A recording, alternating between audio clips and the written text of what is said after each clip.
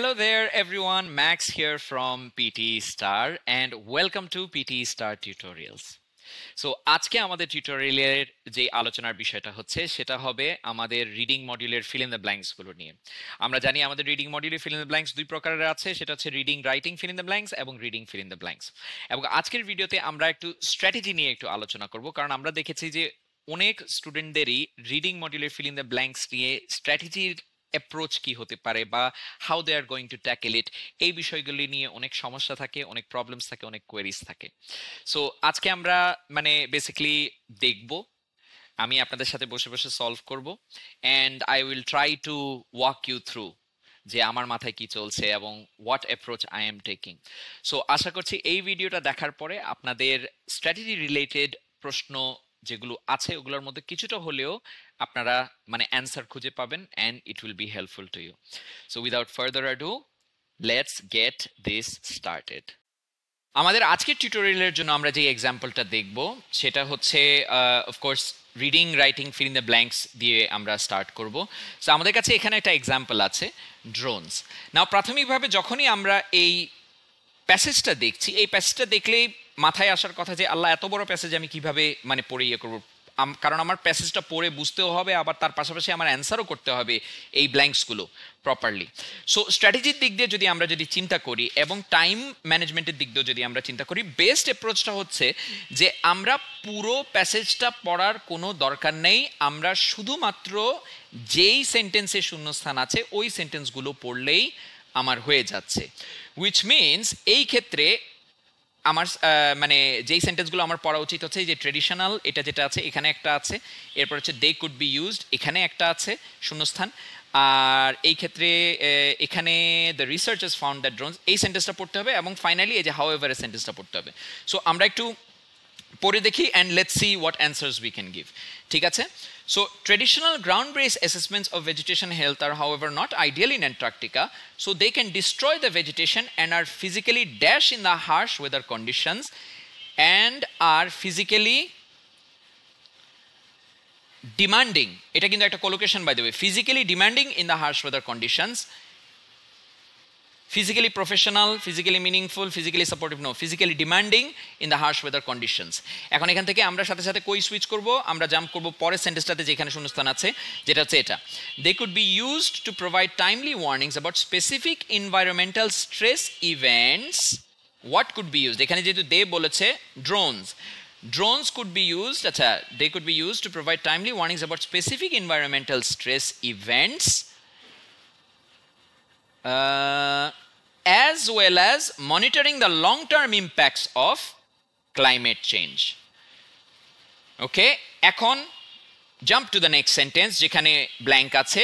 The researchers found that drones dash with sensors were able to detect vegetation health. Drones কি হবে এখানে? Equipped, দেখেই আমার কাছে যেটা মনে হচ্ছে drones equipped with sensors. ঠিক আছে? ড্রোনের ক্ষেত্রে আমরা সবসময় যেটা জানি যে ড্রোনের সাথে সাথে আপনি ক্যামেরাটা ইকুইপ করা থাকে, ওটার সাথে লাগানো থাকে, ঠিক আছে? তার পাশাপাশি অনেক সেন্সরও এটার সাথে ইকুইপ করা যায়। ইকুইপড উইথ, এই ক্ষেত্রে এই প্রসঙ্গে equipped with is also a collocation, equipped with sensors were able to detect vegetation health indicators more accurately than satellite imagery. এরপরে আমরা চলে আসবো এই যে এই সেন্টেন্সটাতে, however they tend to occur in patches among rocks, ice and soil, dash it important that the imagery used to assess their health is as accurate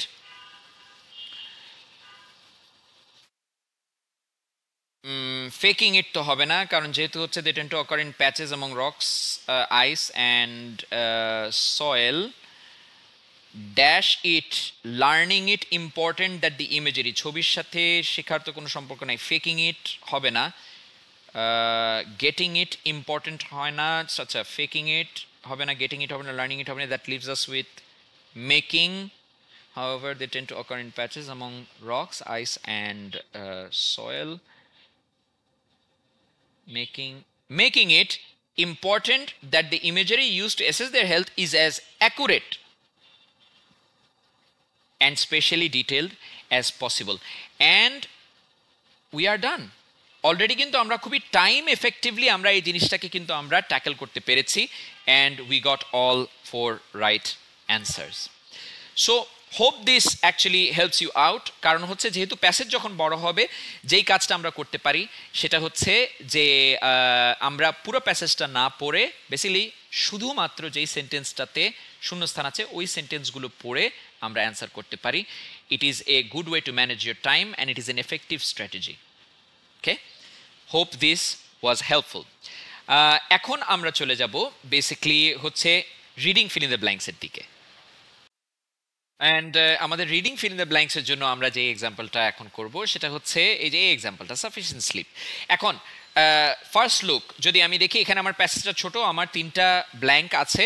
and fill in the blanks রিডিংয়ের বিষয়ে স্ট্র্যাটেজির অ্যাপ্রোচটা এমন হওয়া দরকার যে যেহেতু এখানে comprehension, overall কম্প্রিহেনশনের একটা পরীক্ষা করা হচ্ছে, সো আমার একটা আইডিয়া করতে হবে, পুরো প্যাসেজটাই আমাকে একটু পড়তে হবে, পড়ে কিন্তু আমাকে ওভারঅল কি বিষয়ে আলাপ হচ্ছে এই জিনিসটা আগে একটু বোঝার চেষ্টা করতে হবে।